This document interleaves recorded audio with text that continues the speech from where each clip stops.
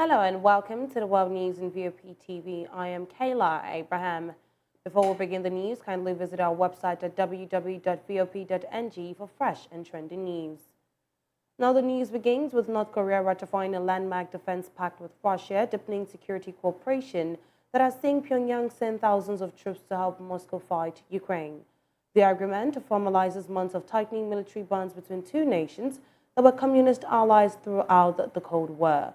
Seoul and ally, the United States, have accused the nuclear-armed North of sending thousands of soldiers to Russia, where they have been outfitted with Russian uniforms and are, according to report, massed on the border near Kursk.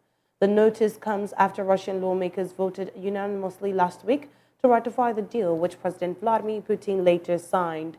North Korea has become one of the most vocal and important backers of Russia's offensive in Ukraine.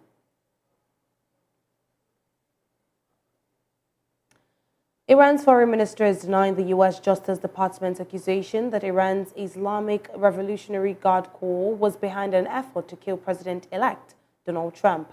The Justice Department announced criminal charges on Friday against Fahd Shakeri, who U.S. officials said is a Tehran-based IRGC asset tasked with surveilling and planning to assassinate Trump. Iran Foreign Minister Saeed Abbas Araghchi said on X that the assassination plot detailed by U.S. officials was a fabricated scenario. The criminal complaint filed in the U.S. District Court for the Southern District of New York said the FBI gathered information on the plot to kill Trump in a series of phone calls with Shakeri. Shakeri, deported from the U.S. more than 15 years ago after serving approximately 14 years in prison, spoke with the FBI 5 times, according to the complaint. The most recent phone call was on Thursday. Shakeri told U.S. officials that the Iranian government asked him in September to target Trump, identified as victim 4 in the complaint. Tehran has long vowed vengeance for the U.S. airstrike Trump ordered in January 2020 that killed top Iranian General Qasem Soleimani. The outgoing Biden administration's top diplomat, Antony Blinken, heads to Brussels today to talk for talks with the European allies concerned that President-elect Donald Trump could abandon Ukraine in its war with Russia. In his first overseas trip since Trump's November 5 election victory, Secretary of State Blinken will stop in Brussels ahead of scheduled visits to Peru and Brazil later this week. In meetings with NATO and European Union officials, Blinken will discuss support for Ukraine and its defense against Russia's aggression. The State Department announcement disclosed without elaborating on what message he will deliver. As well as providing billions of dollars in military aid for Ukraine, President Joe Biden worked to expand NATO and rallied countries around the world to isolate Russia in the wake of Moscow's 2022 full-scale invasion. Trump has been critical of Biden's assistance for Ukraine, fueling concern about the future of support for President Volodymyr Zelensky's government under the Republican-controlled White House, Senate, and possibly the House of Representatives. Ukraine's military is under increasing pressure from Russia along more than 1,000 kilometers front line stretching Ukraine's already outnumbered troops. Biden officials have said they will push to deploy aid already appropriated for Ukraine before Trump takes office in January 20 in hopes of helping Kiev's forces push back Russian troops who have been gaining territory. At least 14 people have been killed in Israeli airstrike on Gaza, according to Palestinian authorities. This comes as heavy plumes of smoke billowed from the southern suburbs of Beirut, following a warning issued by Israeli forces for residents to evacuate the area. The strikes and evacuation are part of the ongoing conflict, which shows no signs of abating. Meanwhile, international aid organizations have raised alarms over Israel's failure to meet a key deadline set by the United States to increase humanitarian aid into Gaza. A report issued today by 8 major aid groups states that Israel has not fully complied with a set of 19 measures aimed at facilitating aid delivery. Of the measures, Israel met only 4 in full and partially complied with another 4, leaving 15 unresolved. Earlier this week, the U.S. had a set deadline for Israel to allow more aid into Gaza. In response, the Israeli military stated that hundreds of packages containing food and water have been sent to northern Gaza, where they are concentrating their operations. The Biden administration had previously urged Israel to accelerate the flow of food and supplies into Gaza, warning that failure to do so could result in cuts to U.S. military aid. The situation continues to evolve as tensions in the region remain high. Meanwhile, the U.S. has conducted strikes on Iranian-linked targets in Syria in response to attacks on U.S. personnel, the United States Central Command, CENTCOM, said yesterday. The strikes would degrade the Iranian-backed group's ability to plan and launch future attacks on U.S. and coalition forces who are in the region to conduct Daesh and ISIS operations, it added. It stressed that the U.S. will continue to take every step necessary to protect its personnel and coalition partners in response to reckless attacks. In early November, U.S. Defense Secretary Lloyd Austin ordered the deployment of additional ballistic missile defense destroyers, fighter squadron, and tanker aircraft in several U.S. Air Force B-52 long-range strike bombers to the Middle East to deter Iran and its proxies. Saudi Crown Prince Mohammed bin Salman has condemned Israel's actions in Gaza as genocide in some of the harshest public criticism of the country by Saudi officials since the start of the war. Speaking at a summit of Muslim and Arab leaders, the prince also criticized Israeli strikes in Lebanon and Iran. Israel has vehemently denied that its forces are committing genocide against Palestinians in Gaza. In a sign of improving ties between rivals Riyadh and Tehran, Prince Mohammed also warned Israel against launching attacks on Iranian soil. Saudi's de facto leader was joined by other leaders present in calling for a total Israeli withdrawal from the West Bank and Gaza. Meanwhile, Saudi Arabia's foreign minister said it was a failing of the international community that the war in Gaza had not been stopped, accusing Israel of causing starvation in the territory. The war in Gaza was triggered by Hamas's 7 October 2023 attack, which saw hundreds of gunmen enter southern Israel. About 1,200 people were killed and 251 others taken hostage. Israel retaliated by launching a military campaign to destroy Hamas, during which more than 43,400 people have been killed in Gaza. A report by the UN's Human Rights Office found that close to 70% of verified victims over a 6-month period in Gaza were women and children. Oil giant Shell has won a landmark case in the Dutch court, overturning an earlier ruling requiring it to cut its carbon emissions by 45%. The Hague Court of Appeal said it could not establish that Shell had a social standard of care to reduce its emissions by 45% or any other amount, even though it agreed the company had an obligation to citizens to limit emissions. 3 years ago, a court in The Hague backed a case by Friends of the Earth and the 17,000 Dutch citizens requiring Shell to reduce its CO2 emissions significantly in line with the Paris Climate Accords. The ruling came as climate talks involving some 200 countries got underway in Azerbaijan. Shell said it was pleased with the court's decision, but Friends of the Earth Netherlands said the ruling was a setback that affected them deeply.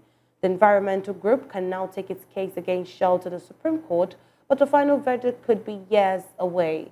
At the time, the 2021 ruling marked the first time a court had ordered a private company to align its workings with the Paris Climate Agreement, meaning that it was not sufficient for a company simply to comply with the law. It had to comply with global climate policy too.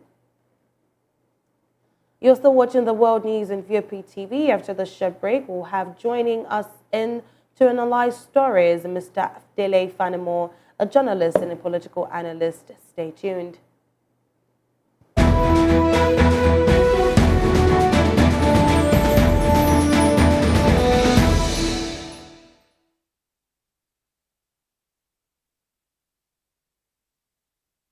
Welcome back.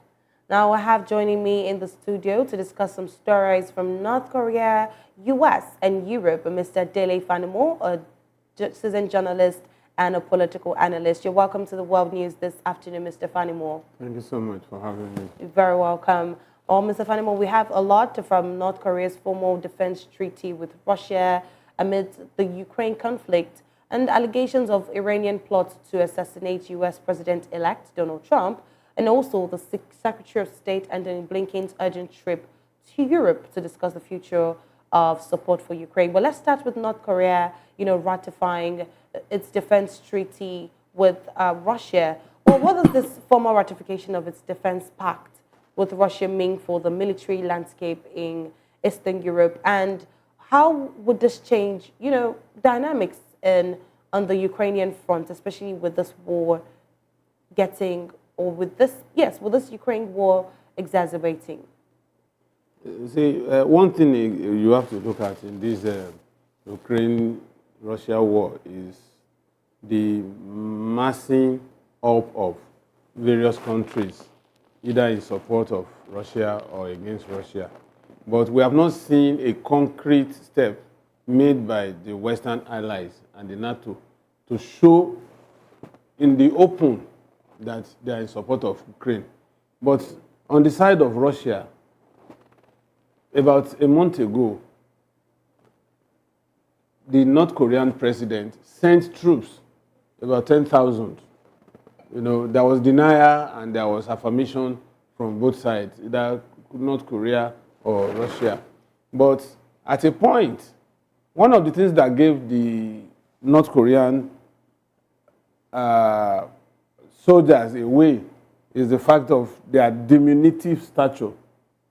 And because they are diminutive in nature, the fatigue dresses of Russian troops couldn't match. So it became an oversized fatigue dress. So that was the first suspicion.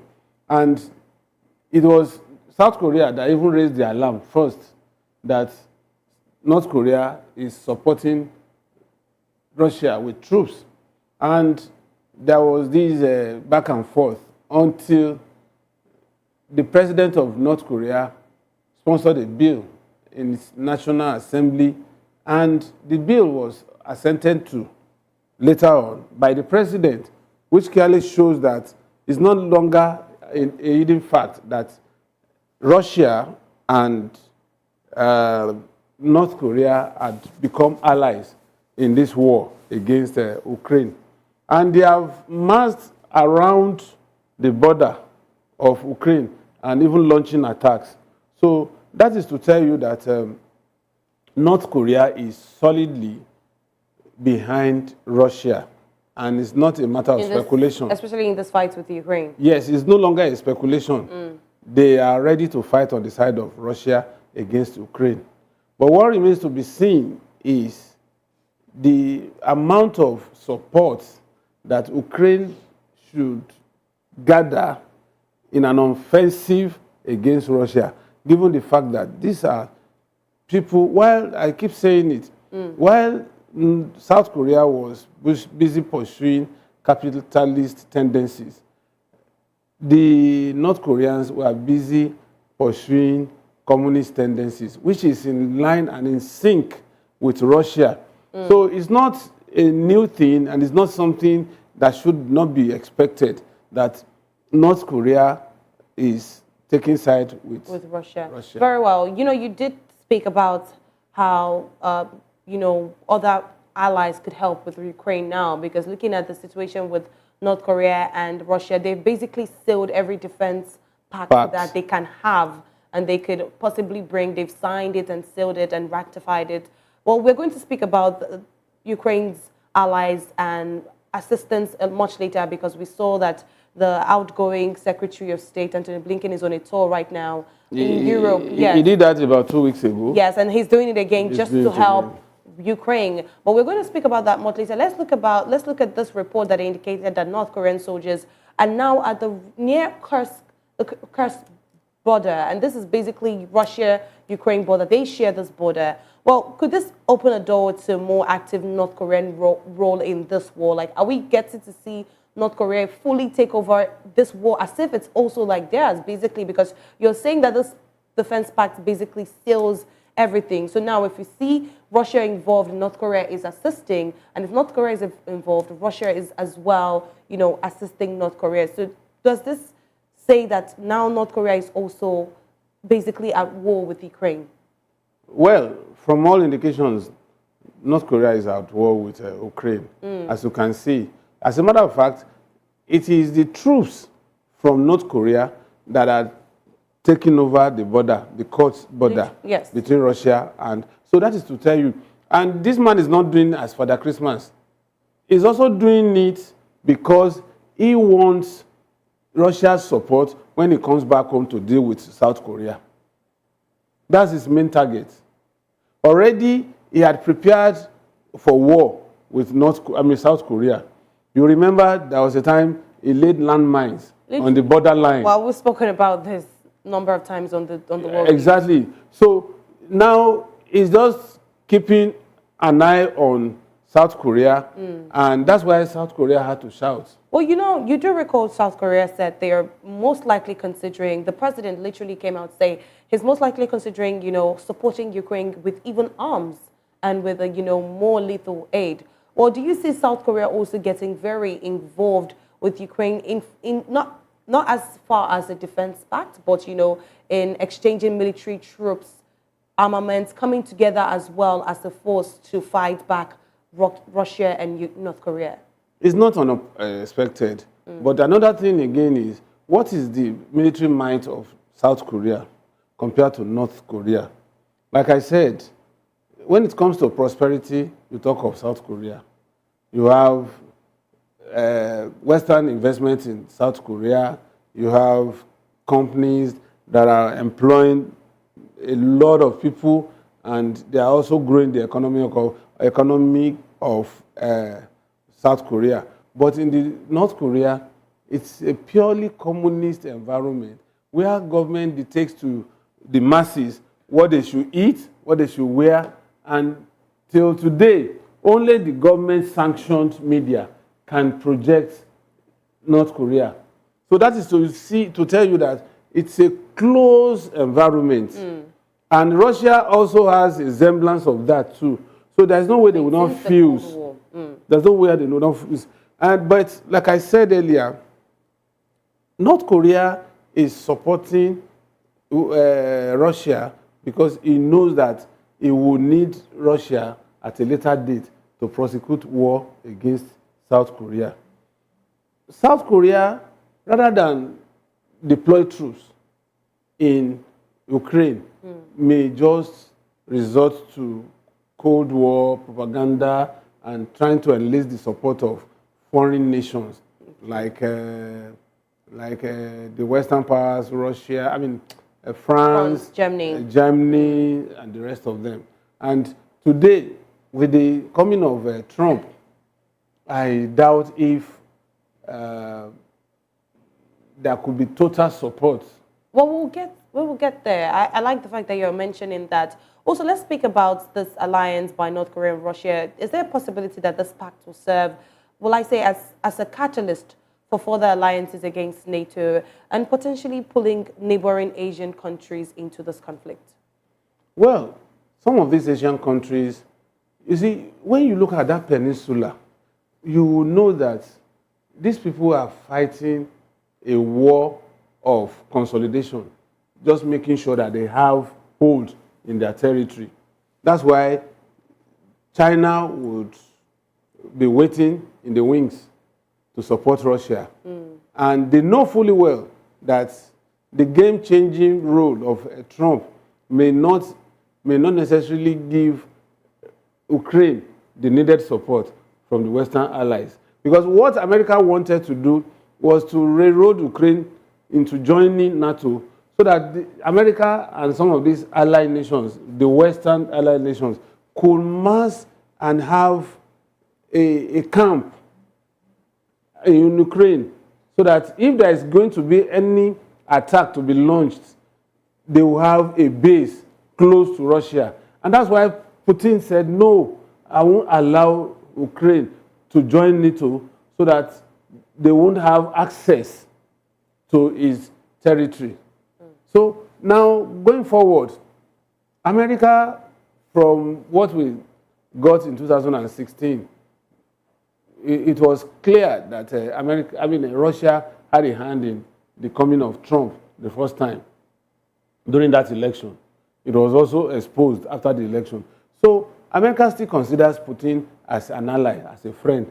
So the role America will be playing under Trump is what is not clear yet, because already, as a matter of build-up to this, America declared last month that they were spending so much in supporting other nations that are in crisis, and that their military budget was thinning out, and that they may not be able to continue, even when they have overwhelming support for Israel against those other nations in the Gaza Strip, Iran and Lebanon with their terror groups, Hezbollah and Hamas.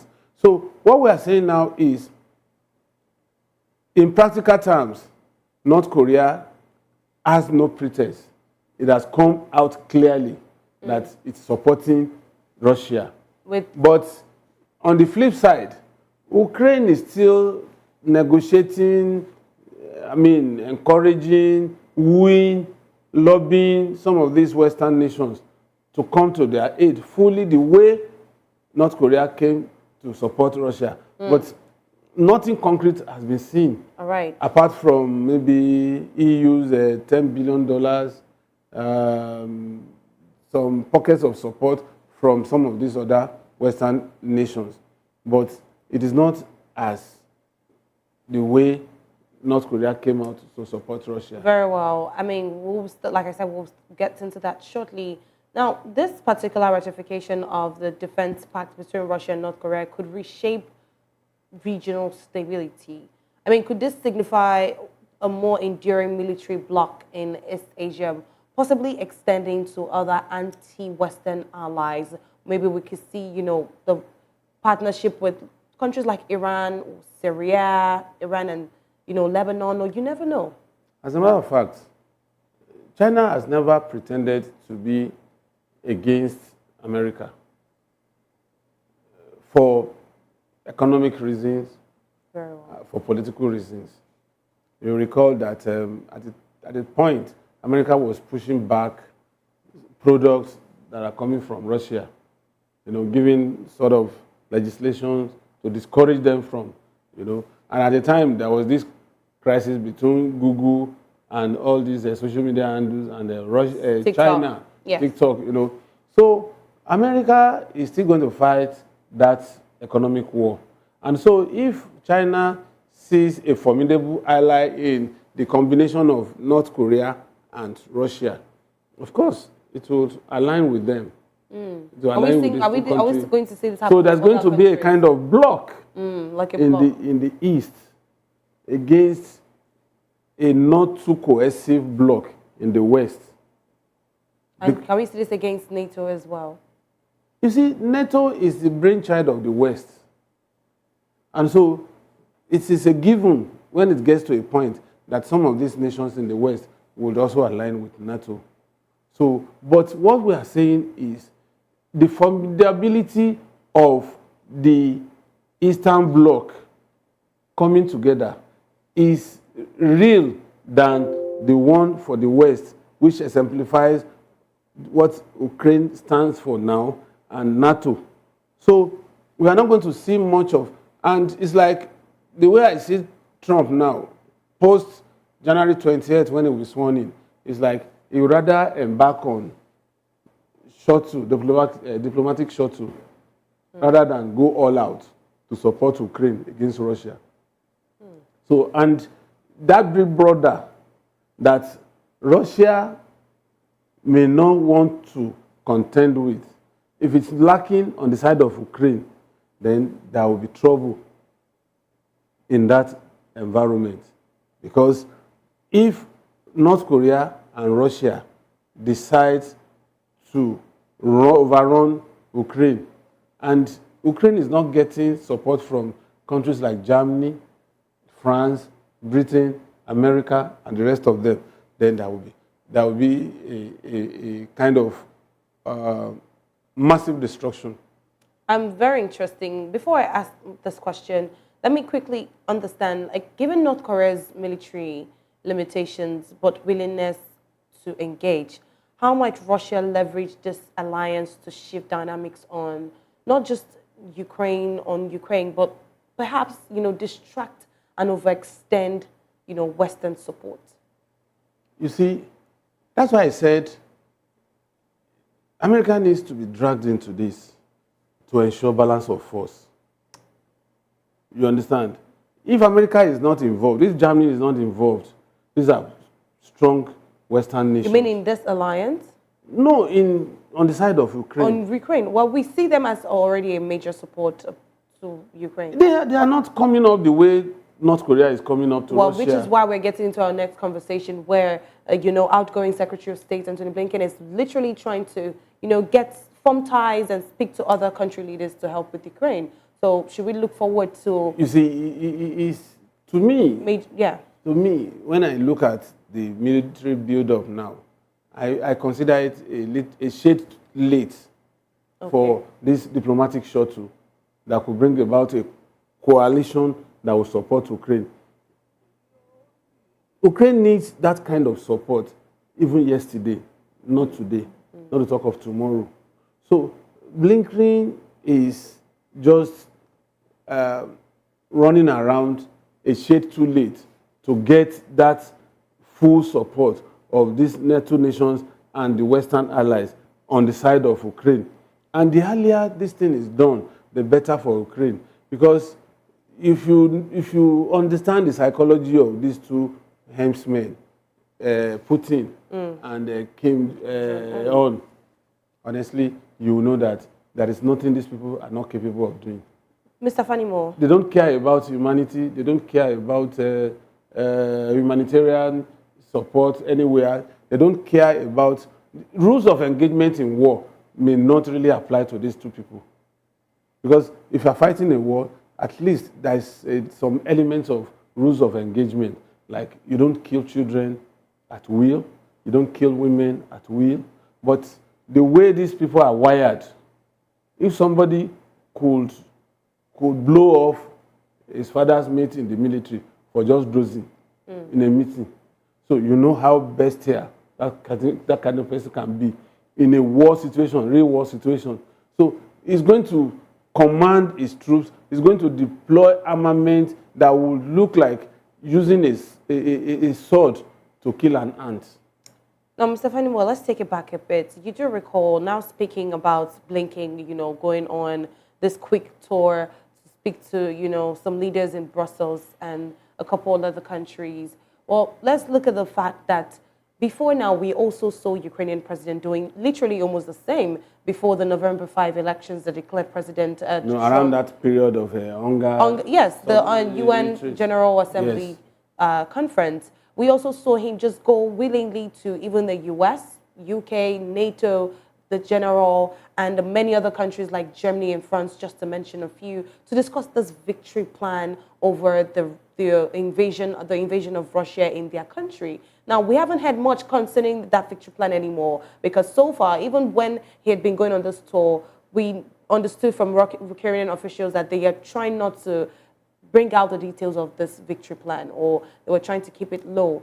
Now, we understand that Zelensky did this, and we've been seeing the backing of US in this war so far in 2 years. Now, we see a defense pact, ratification of a defense pact between Russia and North Korea, basically sealing every form of ties, military ties with these two countries. And we see both countries coming big on Ukraine shortly. Do you see all of these efforts made by not just by Blinken, by Zelensky himself, and by every other possible ally really, really working out to save Ukraine? Because at this point, the question is, can Ukraine really survive North Korea and Russia in the coming years or in the coming months?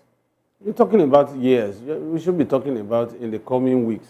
Okay, in the coming weeks, if you please. Because for me, that alliance that was hurriedly put together, signed by the president, and deployment immediately shows that these people are really ready for war. There's no doubt about that. And if you have somebody that is angling for war, for instance, I can tell you that North Korea wants to deploy as much as it has in its arsenal to show the world that it's one of the power blocks in the world. And China is waiting in the wings And Russia is even capable of overrunning if Russia decides to deploy its arsenal against Ukraine. It has the potentials of overrunning Ukraine in few weeks.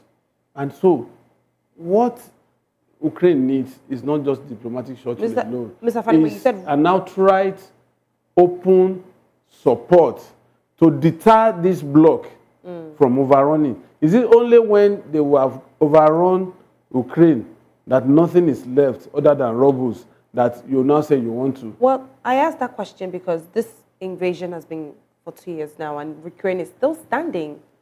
Well, with this support and this let me tell you, it's cautious invasion. We have not seen missiles, massive missile attack. We have not seen nuclear warheads. But we've seen destabilization of many regions. No, they just go there. Hospitals. They just go there. Sometimes using armored tanks, using infantry. But we've seen missile attacks too within What I'm Russia. saying is, it's not massive. Okay. Compared to what Russia has in its arsenal, what they have deployed is less than a percentage of what they have. So with all of this... And then, so North Korea also has its own. Very well. Some of these nations that are on the side of Russia, they have biological weapons. So you think Ukraine can survive this? It will be difficult for Ukraine to survive this, except these Western allies come forcefully together and present a common front, showing solidarity for Ukraine. That's the only way. But you believe that's the only way they can push back the Russian invasion. So that's what you believe the international community should do different. You should do. It's not just, you know, when you embark on diplomatic shuttle, there will be back and forth. Some nations will say, okay, I'm ready to deploy troops. Some nations will say, I am not deploying troops, but I'm giving you aid. I'm giving you money. I'm giving you this. And it's not enough to face two monsters. Now, Mr. Fanimo, before the November 5 election in the U.S., like I just mentioned, it was said that Zelensky was trying to cover up most countries before Trump emerged as president. Now we see Antony Blinken making this last quick trips and shuttle, like you mentioned, to these countries to speak to their leaders. And we're seeing all of this before Trump is sworn in as president of the U.S. because some European leaders have also expressed concern over Trump's potential policies on Ukraine. Well, could we see NATO countries at least independently increasing their defense efforts their defense efforts and support in Eastern Europe, even with, you know, the stringent policies that this new administration is bringing in? You see, why Blinken is moving around these Western nations is to preempt what Trump will do. Number one, even while still waiting to be sworn in January, Trump has started showing the stuff is going to be made of. He brought in somebody, has nominated somebody in the Homeland Security that one is ready to shut out immigrants. And he has a history of doing that. So that is to tell you that. And the man has secured Senate majority. So it will be difficult to push back his agenda in some of these policies. And as at the last count, he was still ahead of the Democrats in the House of Representatives. And once he gets majority in House of Reps and the Senate there is nothing he wants to do that will not be done.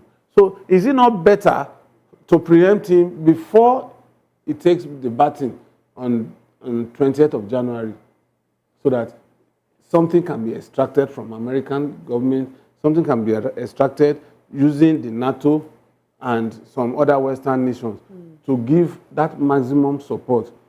America will be like the Goliath standing behind a troop for Ukraine. But the absence of America, the only nation that I consider very strong that these people may think twice before they strike is probably Germany. And Germany is not going to deploy the whole lot of its arsenal to that kind of war because they will consider it as a proxy war. So now, where does Ukraine stand in this?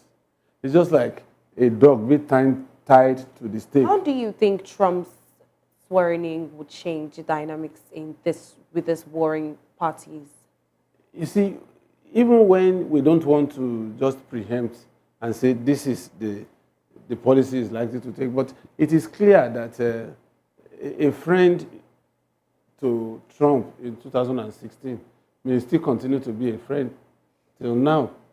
So even if it's not going to, even if it's going to, if America is not going to support using Trump's policy, if America is not going to support fully the Russian invasion of Ukraine, they are not likely to fight on the side of Ukraine with the kind of strength, the kind of power America has under Trump.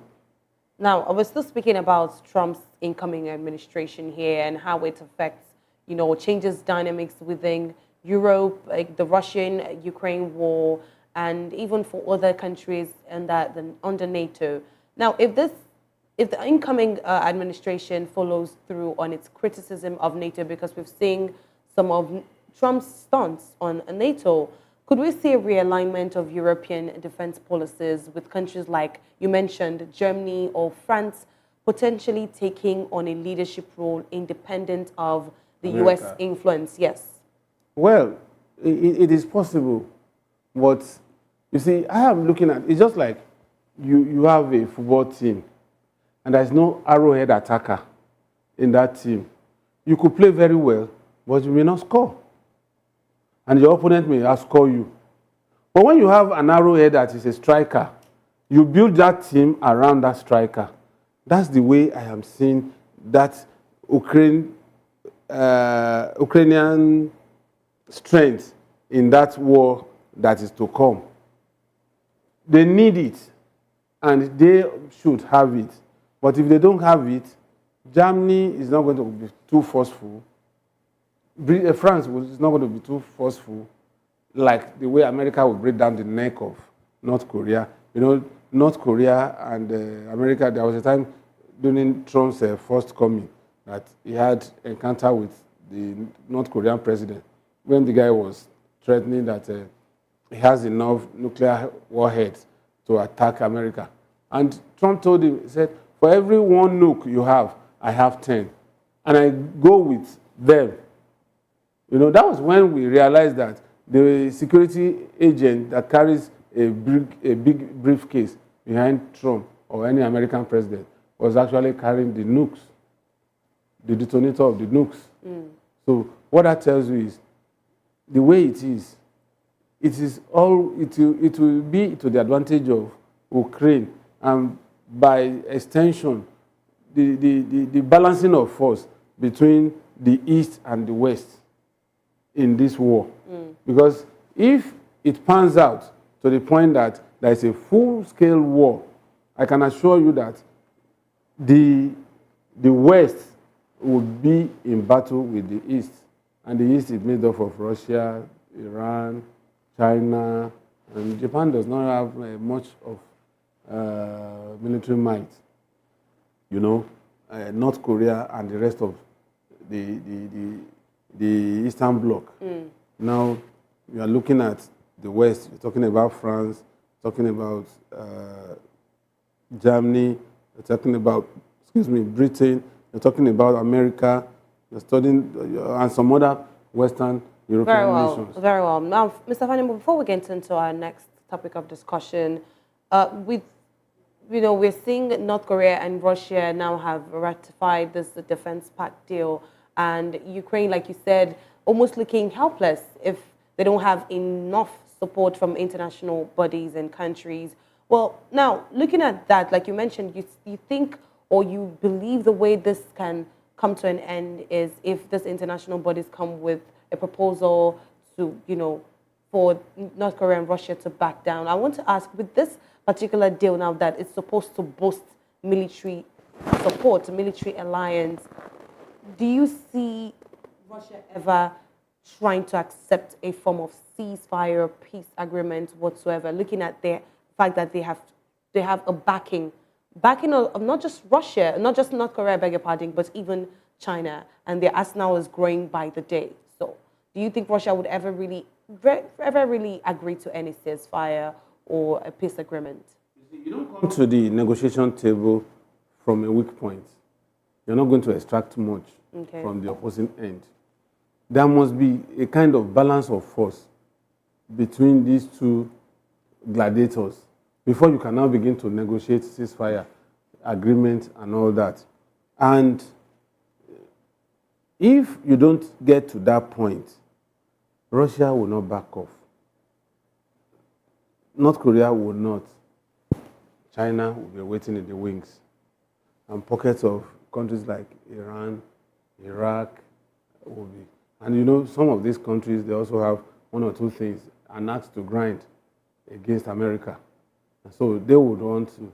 You remember that the assassination attempt on Trump was located in Iran. That there's a body in Iran that sends spies and to monitor. And if you also look at the way that guy came to that field, only a professional would beat the security network of America around an ex-president to get to that point where he was attempting to shoot in that forest. So what that tells you is America has acquired some enemies that if they have to coalesce to fight America, they will do. And it's not good because that may be the end result of this crisis between Ukraine and Russia. All right. Well, and that is still coming back to that issue of Third World War. Like we always say, we hope that doesn't really get to that. But let's also look at what you just mentioned now, where Iran's foreign minister denied the U.S. Justice Department's accusation that Iran's Islamic Revolutionary Guard Corps was behind an effort to kill President-elect Donald Trump. Well, we did see this news come out that Iran was behind, or this, like you said, this organization in Iran was behind this attempt to assassinate President-elect. However, the foreign minister of Iran has come out to say, well, this is all just fabricated and this is not true. Well, the reported Iranian plot to assassinate Trump is already increasing tension. How likely is it that this would escalate into a more direct conflict with the U.S. and Iran, especially looking at the fact that the U.S. has been backing Israel in its fight against, you know, should we say, its enemies, and Iran has also has had its fair share of that, you know, of the attacks from Israel. So do you think this is going to escalate? You see, the fact that the man in question that was arrested has been profiled to have been a jailbird in America before now. He has served 15 years in America for an offense I don't know yet. And he also is, for instance, if somebody has served 15 years in jail in America, he will be considered as a threat to American interest. And he has been traced to Iran and also traced to the fact that he belongs to that group in Iran. You know, so that Shakiri is going to be profiled as one of the spies given that job to assassinate Trump. If you recall, that forest that day, it was too close for comfort. At the time he was arrested, you know, and if he has been profiled to be an Iranian, if he has been profiled to belong to IRGC, and if he had been profiled to have found his way back into the country, there must be a link to the fact that he has been given a job to do to eliminate Trump. Mr. Fanimo, quickly, well, the foreign minister, Abbas Araghchi, has denied. Yes, literally called this particular detail by the U.S. official a fabricated scenario.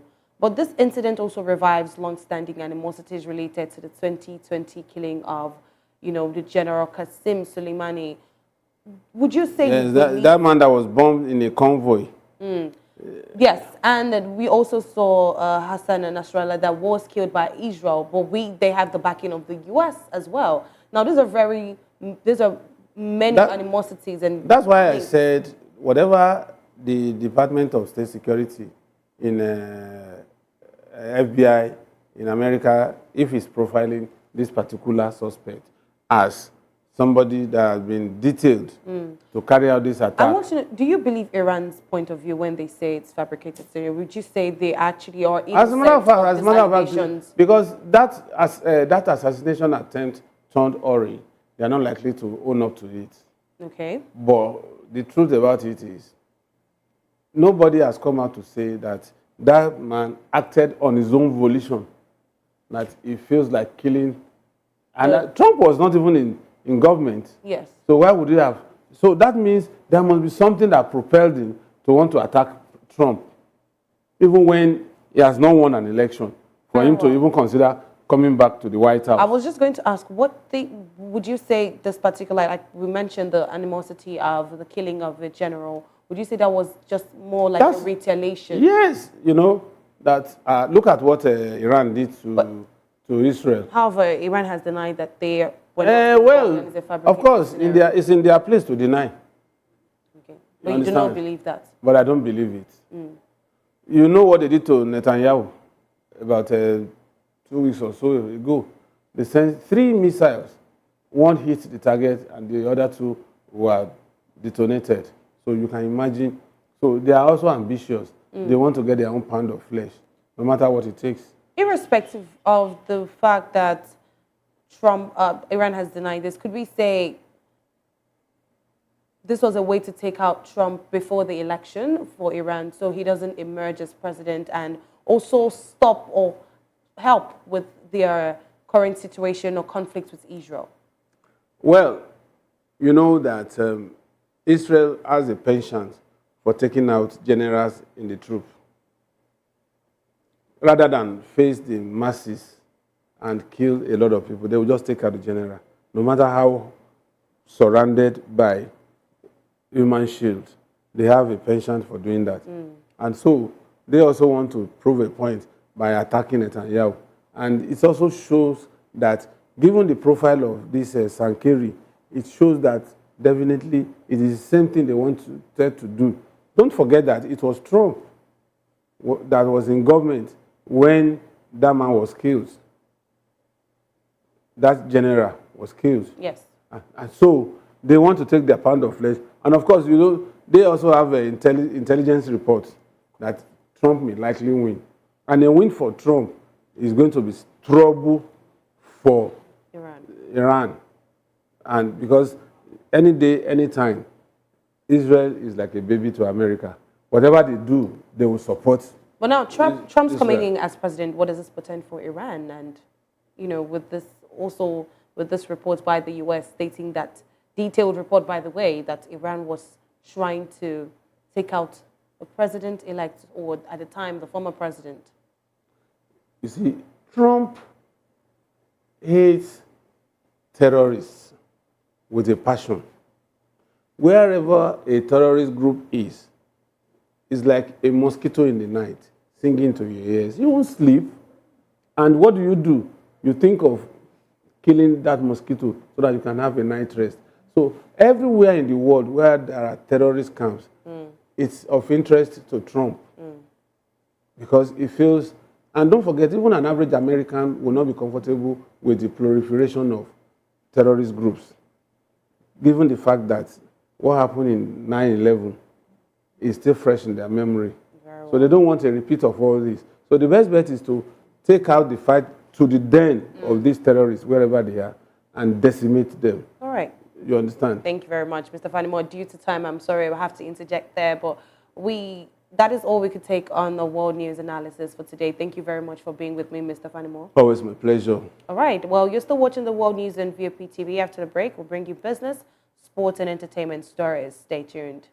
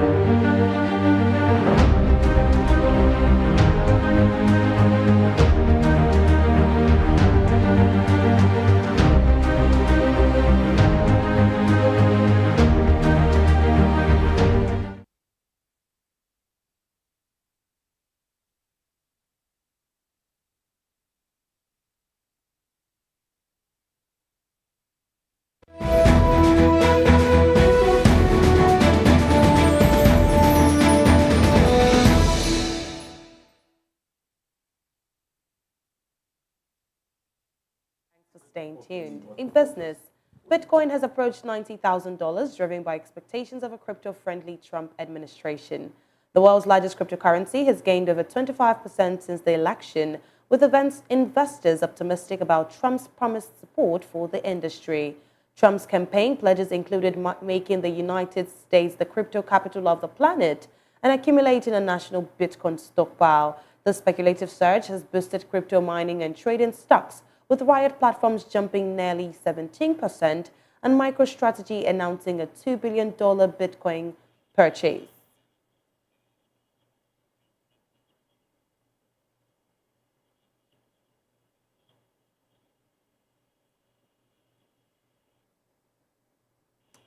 In sports, the Cleveland Cavaliers have set a historic milestone by becoming the 8th NBA team to win their first 12 games, achieving a 119 to 113 victory over the Chicago Bulls. This marks the best start to a season since the Golden State Warriors' 24-game winning streak in 2015 to 2016. Donovan Mitchell led the Cavaliers with 36 points, supporting a comeback from a 9-point deficit in the third quarter. Mitchell emphasized the importance of teamwork and selflessness. In other games, Victor Wembanyama excelled for the San Antonio Spurs, scoring 34 points with 14 rebounds and 6 assists in a 116-96 win against the Sacramento Kings, with all starters contributing in double figures. And that is it on the World News and VOP TV. Thanks for watching. I am Kayla Abraham.